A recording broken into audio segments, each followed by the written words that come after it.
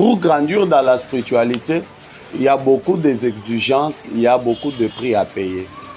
Alors, moko ya ba prix wana ezanano ko cultiver relation moko ya malamu na muntu oya ko lisaka batu na molimo. Loboko ya Nzambe sunga ye na tineke abanda ko comprendre c'est quoi d'abord la spiritualité et pourquoi nous devons prier et pourquoi nous devons méditer.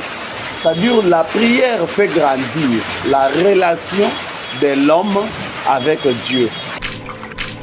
Mais pour nini kutu ezalelaki ka boy eyelaki ka na forme oyo pour nini. C'est en se posant des questions que ba réponse ko banda ko yele yo moko ozo comment ozo continuer. Qui ont répondu à l'appel de Dieu et après l'appel que tu as reçu de Dieu, tu dois passer par cet acte qu'on appelle repentance. Mbongwana. Comment muntu akoki kokola na kati ya molimo abongwani te? La prière et la méditation, ce n'est pas quelque chose que nous devons te demander, toi qui as reçu Jésus-Christ comme Seigneur et Sauveur. Ça doit être ta vie. Il faut tomona yango katina yo obika yango tango nyonso o créer katan. Parce que yango nde ekomi bileyi na yo. Et il implorait Dieu en priant à luka nzambe na ba forme nyonso. Yaya, il faut que luka nzambe. Nzambe ba luka kaye. D'ailleurs la Bible dit cherchez l'Éternel Dieu pendant qu'il se trouve. Boluka nzambe même na kotatone azawana. Bonjour à tous. Zambalo la pambola biso. Liboso na bino, c'est le prophète Moïse Wanzambi, le visionnaire de l'église Montagne de Transfiguration, 6 sur avenue Malanga, numéro 36, au quartier 4, Ndjili. Je suis devant vous pour te partager moi l'Isolo Moko sur ce petit thème qui a intitulé Comment grandir spirituellement. Nayebi ke muntu nyonso oyo abotami na libumu papa na ye na mama na ye. Papa na mama balingaka komona évolution ya mwana na bango ndenge azokola. Ndenge moko tango zemi ekotaka babandaka kotanga ekomi ya 1 semaine, ekomi ya 2 semaines, zemi ekokisi 1 mois, 2 mois, 3 mois, 4 mois, ti zemi ekokisi 9 mois, mwana abotami. Soki mwana bimi na mukili babosa na kale 9 mois oyo mwana asalaki na libumu mama na ye baobanda okonte libanda mwana okisi 1 mois, 2 mois, 3 mois. Na mituna kasi 9 mois au mwana asala na libumu. Pourquoi bako okonte ango te il faut banda okonte lisusu 1 mois na ndenge mwana yele libanda. C'est parce que na kati azalaki ya mama ye moko. Mais tango abimi libanda akomi ya muntu nyonso nde babandi ko compter. Cela revient à dire que ndenge bakoloba ke mwana oyo aza mwana 2 ans 3 ans dans la spiritualité aussi eza nango bongo. Nango wana komona ke muntu mususu akozala aza 50 ans depuis ayamba Yesu lokola mokonzi pe mobikisi. Mais na kati ya spiritualité azana ye na 9 mois ou bien 1 année, il y a âge et spiritualité. Je voulais dire quoi par là? Je voulais dire que pour grandir dans la spiritualité, il y a beaucoup d'exigences, il y a beaucoup de prix à payer. Alors, moko ya ba prix wana ezanano ko cultiver relation moko ya malamu na muntu oyo akolisaka batu na molimo. Muntu oyo akolisaka batu na molimo kombo na ye Nzambe. Or Nzambe afandaka na katikati ya batu te, mais Nzambe azala na motema ya muntu par rapport ya ba décision prise. Or quand muntu azwa décision, nde Nzambe na bomoi akobanda komimonisa na kopesa muntu wana posa. Posa nini oyo Nzambe akopesa muntu wana? Premièrement, ezana no posa ya losambo. Deuxièmement, ezali posa ya enseignement. Alors posa ya losambo ekobanda kotindika mutu aluka nzambe et okomona ke mutu akobanda kozala na horaire moko boye bien précis. Horaire wana eza que jour un tel je vais prier, na heure un tel je vais prier. Et okomona ke mutu wana na ba prière na ye, il n'a pas besoin seulement de matériel.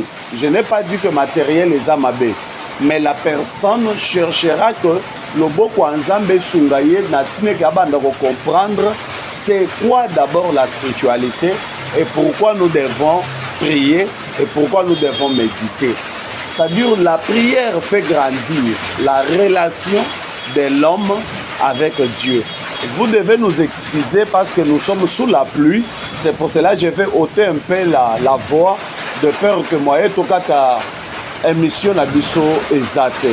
C'est-à-dire au monde que mutu akobanda kosala effort na nzambe. Parce que kosambela eza lipa na nguba te, kosambela ya facilité.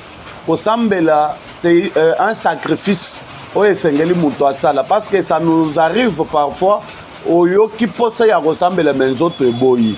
Oyoki posa ya kosambela me musala moko boye se présenter. Est-ce que okolinga osambela ou bien okozo priorité ya kosala musala? C'est pour cela na ba papier na ngai na commune na lobby, nous devons cultiver une relation profonde avec Dieu dans la prière et dans la méditation. Vous savez, la prière nous ramène dans une intimité avec Dieu. Pourquoi? Parce que dans la prière, il y a des choses qui s'ouvrent. Dans la prière, Dieu parle. Dans la prière, Dieu nous montre. Dans la prière, on se sent à l'aise. Et l'amour envers Dieu, ça continue à grandir. Deuxième partie, c'est la méditation de la parole. Il y a la différence entre l'écriture et la méditation. Vous pouvez faire une lecture, mais quand on parle de la méditation, il y a beaucoup de choses qui se font. Il y a le pourquoi, il y a le comment. C'est-à-dire, vous devez lire, mais en posant des questions, en prenant le temps. Il y a qu'on réfléchir sur ce que vous venez de lire. Bakomaki boye ponani, mais ponani ni kutu ezalelaki ka boye et yelaki ka na forme oyo ponani. C'est en se posant des questions que ma réponse est que le yomoko ozo comment ozo continuer. Comme ce sont des choses de Dieu, on ne peut pas parler seulement verbalement ou bien nakati ya divagation, et on doit aussi se référer à l'écriture sainte qui est devant moi comme la Bible. C'est pour cela que nous avons des fondements qui peuvent aider quelqu'un à croître, à grandir dans la spiritualité. C'est-à-dire la spiritualité n'est pas quelque chose de moindre. La spiritualité fait que Muntu a la stabilité physiquement et spirituellement. C'est pour cela Matthieu chapitre 3, verset 8 jusqu'à 11e verset, la Bible nous dit ceci. Si nous pouvons faire cette lecture, ça peut nous aider à comprendre un peu ce qui est notre thème d'aujourd'hui. La Bible dit au 8e verset, produisez donc du fruit digne de la repentance. Produisez donc du fruit digne de la repentance.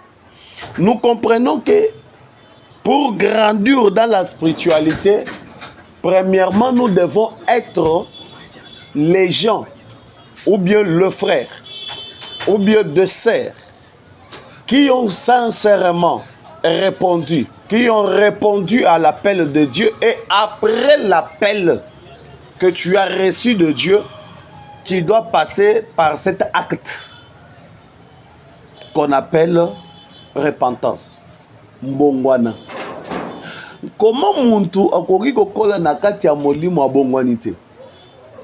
Or soki obongwani te, waka lokola libata moko babwakeli mai soki aningani mai epalangani. Mbongwana nde ekopesa muntu makasi ya kosala makambo mibale, kozala muninga ya losambo pe kozala muninga ya liloba ya Nzambe.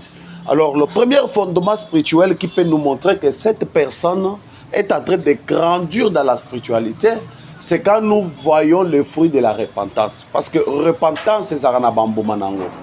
Quand quelqu'un est déjà na kati ya facette wana, mutu asia bongoli motema, okomona ke mutu wana azara kanda te, azara mutu abiloba loba te, oyo ezalaki ba priorité ya mabe, ekozala lisusu bongo te, okomona ke mutu wana kati na ye mbuma ya komikitisa ezali bakobanda kobenga ye yuma, parce que muntu abongwani aolinga makambo te, muntu wana anakanda te babandi kobenga ye yuma. C'est pour cela ozomona Matthieu azo continuer koloba, azo bete sete azo loba, produisez donc le fruit digne de la repentance, ce qui veut dire de preuves qui prouvent que celui-ci ou celui-là est sincèrement. C'est-à-dire, ce qui m'a prévoit nezate et c'est que yona no bongwani te. Parce que muntu abongwani ala kisaka bambuma. Bambuma wana eza bambuma ya esengo, bambuma ya politesse, bambuma ya komikitisa, eza bambuma ya kimia, eza bambuma ya esengo. Marc chapitre 1 verset 4. Azolo peut quelque chose d'important. Marc chapitre 1. Et on doit lire le 4e verset à Marc. Yokandenga Azoloba. Jean parit, baptisant dans le désert et prêchant le baptême de repentance. Jean parit. Abandi côté na kati ya zamba na kati ya désert. Mais à côté ya nini? À côté ya baptême ya mai, baptême ya mbongwana. C'est-à-dire pour être baptisé, la personne doit nous prouver que non, sincèrement, j'ai abandonné le monde avec ses œuvres, je me suis maintenant donné à Dieu dans la sincérité, dans l'amour et dans la fraternité. Nami pesi nanzambe na kozongela lisusu makambo akalate. C'est par là que vous verrez que muntu akozala baptisé na baptême ya mai, baptême ya molimo, ba baptême nyonso ya accompagné, même les baptêmes de feu akobanga yango te parce qu'il s'est déjà repenti. Muntu oyo asia bongwani, asia micha singa na kingo e ya butu e ya moy atikali epai na Nzambe. En dehors de la repentance, nous avons la soumission. Deuxième fondement qui montre la croissance spirituelle, c'est la soumission. Bien aimé, je ne suis pas là pour commencer à vous donner c'est quoi la repentance, donner la définition et donner aussi la définition de la soumission. En écoutant seulement les mots soumission, il y a dedans là une pression qui te dit tout ça. Tout ça. Tu dois être soumis. Muntu oyo aza soumis, aza muntu oyo azo s'accorder na makambo ba osenga ye. C'est-à-dire azo obéir na makambo ba osenga ye. C'est l'un des fruits ou bien l'un des fondements qui nous prouve, nous, qui a fait le travail de te prêcher, de te conseiller, de te montrer le chemin, que effectivement cet homme, cette femme a donné sa vie à Dieu. Muntu oyo batei liloba ya Nzambe, muntu oyo balakisi nzela ya Nzambe, aza muntu oyo abongwani pe aza muntu oyo atosaka. Nzoka kobongwana na kotosa ezalaka na ba preuve, c'est-à-dire ezalaka na bambuma. Bambuma wana yango 2 Corinthiens chapitre 9 verset 13.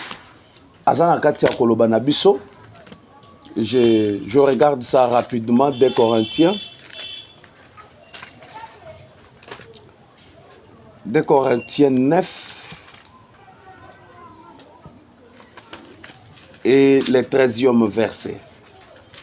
La Bible dit ceci.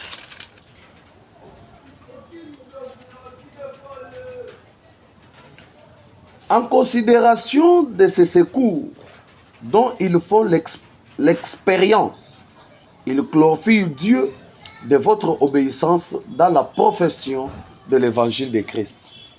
Je me répète, en considération de ces secours dont il faut l'expérience, il glorifie Dieu de votre obéissance dans la profession de l'évangile de Christ. Ici, Paul Monto a commis l'église, il y a Colinto, il y a Mibale, à Lobi Boye.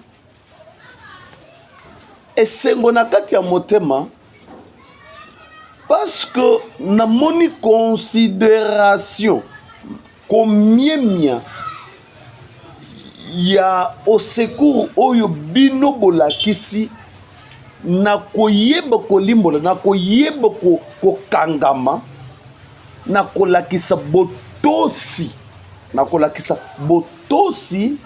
na musala oyo tosali ya sango malamu ya nkolo Yesu Messie. Cela veut dire quoi?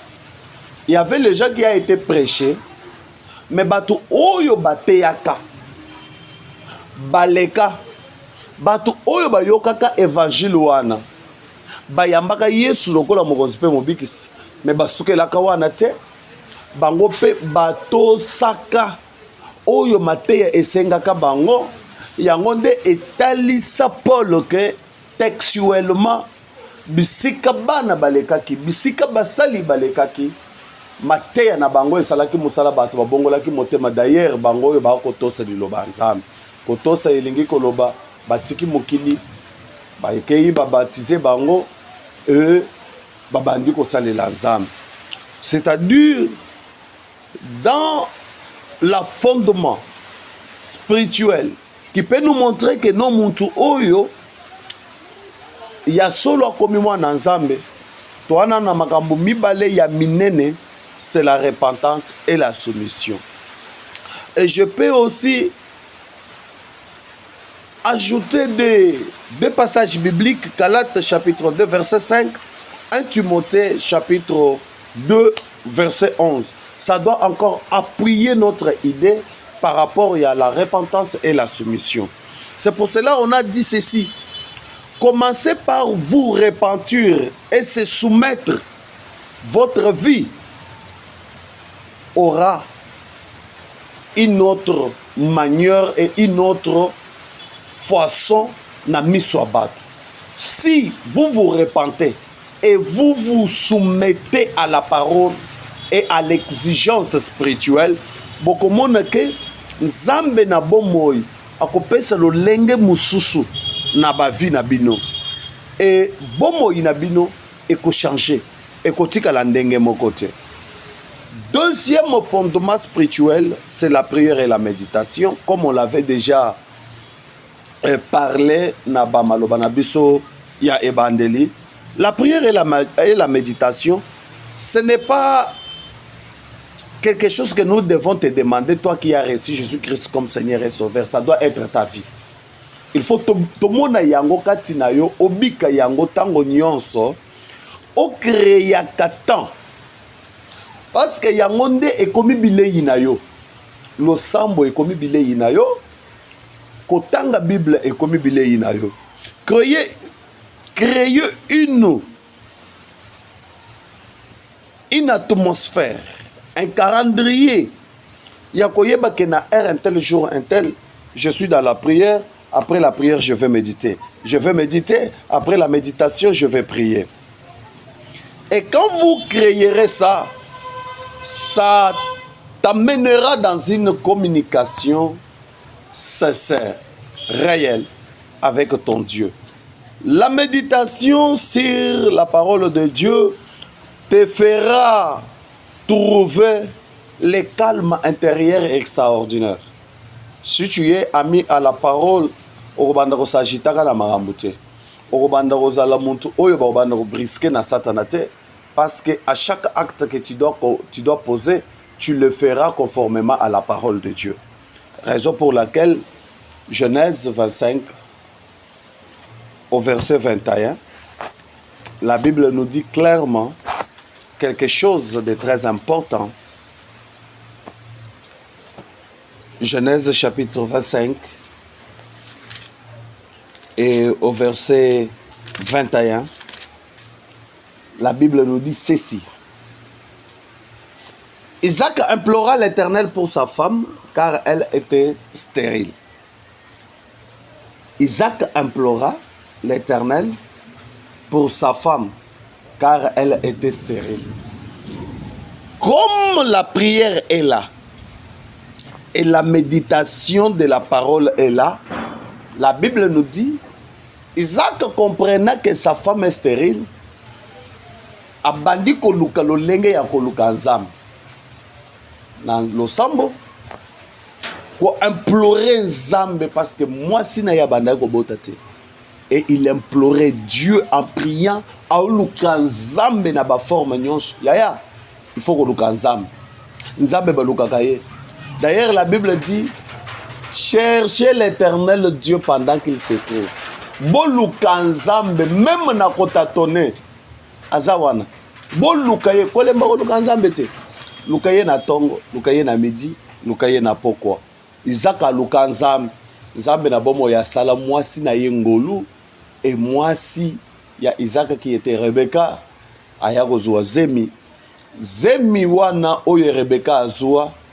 Elakisi musala oyo mobali na ya banda kosala na kuku. C'est-à-dire biyano ya losambo ya butu ya moyi ya tangu miyoye kitaka. Tangu maya miso kitaka.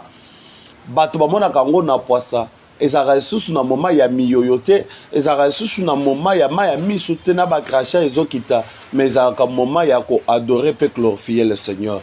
Si tu es l'ami de la prière, tu approfondiras la connaissance, la connexion, la communication intense avec Dieu.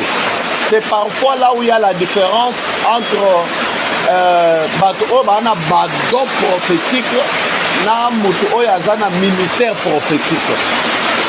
Bato wana mibale, celui qui est prophète de ministère aza moto nzambe, et celui qui a les dons bakabeli ye likabo oyo bakokopesa moto nyonso.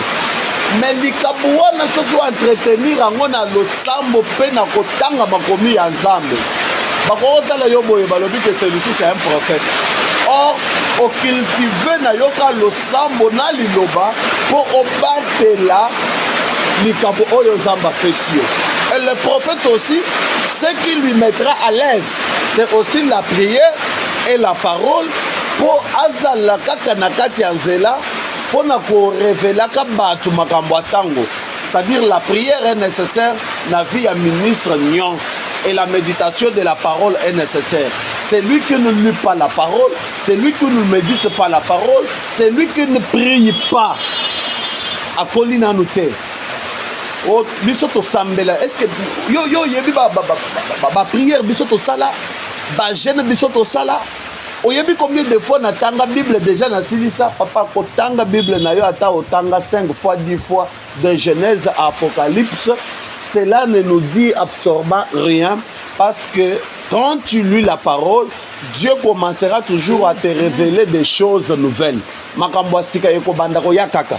Et aussi longtemps que okozala ami de prière, à chaque fois tu pries, Dieu te parlera des choses. À chaque fois tu pries, Dieu t'orientera. À chaque fois tu pries, Dieu te parlera des choses qu'il ne peut pas parler à une autre personne. Seule la prière qui peut t'amener dans la communion fraternelle avec ton Dieu. Seule la prière qui peut t'amener dans la relation intime, dans l'intimité profonde avec ton Dieu. Là, il y a beaucoup de passages que je peux donner. Je peux appuyer ça avec 2 Samuel 7, 27. Je peux appuyer ça avec 1 Roi 8, 28 à 29. Là où vous êtes, si c'est au travail, au bureau, à la maison, vous pouvez prendre le temps de lire. Ici, nous sommes devant les caméras et on est en train aussi de lutter avec le temps.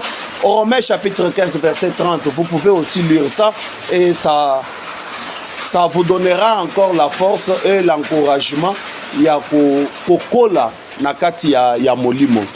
Et le troisième fondement spirituel qui peut aider quelqu'un à grandir, c'est aussi la parole de Dieu. La parole de Dieu, pas seulement à lire la Bible et méditer, mais en écoutant aussi la parole qui doit être prêchée aussi par d'autres ministres. Bana nzambe, basali na nzambe, ezosenga toyoka liloba nzambe. Or, pona koyoka liloba nzambe, j'espère que na bis bateyaka, na ba radio bateyaka, na ba réseaux sociaux ndenge tosala ngo boye. Mais tu dois être aussi fils ou bien fille d'une église locale. Il faut dans la église na yo bisiko sambelaka, bisika tata na yo ya molimo ayebi niveau ya spiritualité na yo pour te donner les paix quotidiennes. C'est pour cela on a dit ici, remplissez votre esprit avec l'enseignement. Pas les enseignements, je dis bien avec l'enseignement. Christ nous a dit de demeurer ensemble en écoutant l'enseignement des apôtres. Pas les enseignements, l'enseignement. L'enseignement est différent des enseignements. Parce que des enseignements viennent d'autres dieux, na banzambe mususu. Oyo wapi basimbi Bible na maboko, mais na sima ya Bible awa et ana makambo mususu, et ana makambo ebele. Mais l'enseignement eyaka na ba oyo nzamba poni pe abengi. Bango nde nzamba pesi monopole. Bana liloba oyo etalisa bato nzela ya lipengwi te, mais nzela ya kokota na bokonzi ya likolo. C'est-à-dire nous devons faire nourrir nos esprits par l'enseignement biblique et vous contenter.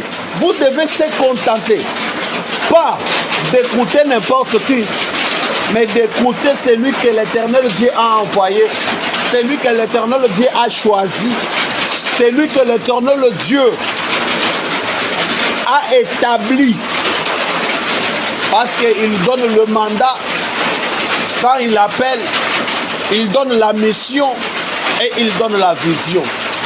Quand il donne la vision, il donne aussi la provision. Juge chapitre 3, verset 20. Et l'Obanini. J'aimerais lire ça.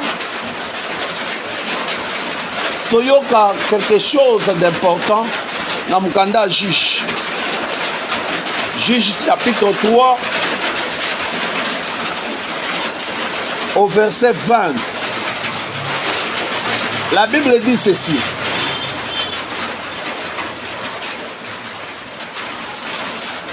Ehud l'aborda comme il était assis seul dans sa chambre d'été et il dit, j'ai une parole de Dieu pour toi. Éclon s'éleva de son siège.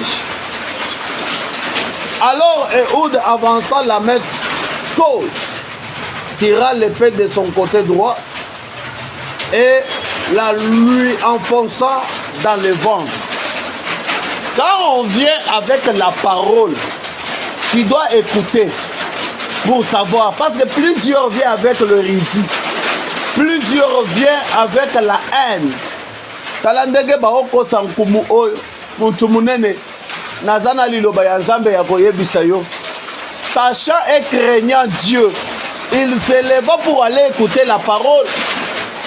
Bapoanya ye nani mbeli na kati ya libumu. Bakotisie mbeli baningisi babomi ya kufi. Plusieurs bayena elongi ya bameme. Mais bazaba nkosi, bazaba ours. C'est pour cela la parole dit bakoya na kombo na ngai me na koyebisa bango ke na yebi bango te. Bien aimé, le temps est tellement grave. La Bible dit, quand vous verrez l'abomination de la désolation dans l'église, que celui qui n'y fasse attention. Voilà le moment. Je t'appelle à grandir dans la spiritualité. Ce n'est pas moi et l'homme qui a mouké et salami dans l'église nabino yowano bandiko panza. yo wana obandi koloba. Ça, ce n'est pas la maturité. Celui qui est déjà mature, il sait comment différencier des choses. Matthieu chapitre 13. Yesu na baye koli balonaki blé na kati ya bilanga. Mais tango baye na tongo ba serviteur bazotuna ye mokonzi. N'est-ce pas lobi biso tolonaki mbuma ya malamu? Mais livré oyo uti wapi? Alors to vous livré oyo to bwaka ngo libanda. Yesu ayebisi bango soki bobandi kovuza na temps oyo bokovuza na mbuma malamu bokotumba yango. Alors botika yango ekroître ensemble. Ngonga soki ekoki bokokanga livre mupanzi bokangi bleu mupanzi nde tokoyeba ndenge ya kovuza yango. Nous sommes dans l'état de la confusion. Nous sommes dans le moment très compliqué. Oyo tozokoka koyeba te qui est dans la vérité, qui dit vrai et qui dit faux. Ce qui est là, garde Jésus-Christ dans ton cœur. Marche dans la crainte de l'Éternel. Marchez dans la sanctification. Aimez la parole de Dieu. Aimez l'humilité. Soyez obéissants à la parole et Christ vous bénira. Je suis venu te dire, bien-aimé, l'état est tellement compliqué. Il y a les gens qui sont en train de tuer les gens. Poison, poison,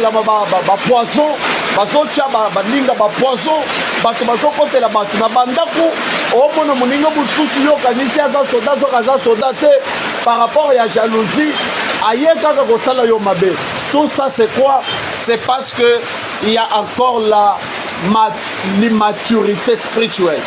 Bato oyo bakoli na molimo bayebaka liboso ya likambo kozala calme, koyeba ko discerner les choses, koyeba ko discerner les choses. Ce n'est pas parce qu'até yaka bien. Aujourd'hui, il y a maintenant plusieurs manières que bato bakote ya malamu. Moutoro salela ba manière ya lolenge belé atelemi pe liboso boye abetisi bino maboko bokangi bosote menzoka na se ya makambo wana ya la ruse. Réseaux sociaux ebimi, il y a plusieurs manières bazo faciliter bato po bate ya malamu.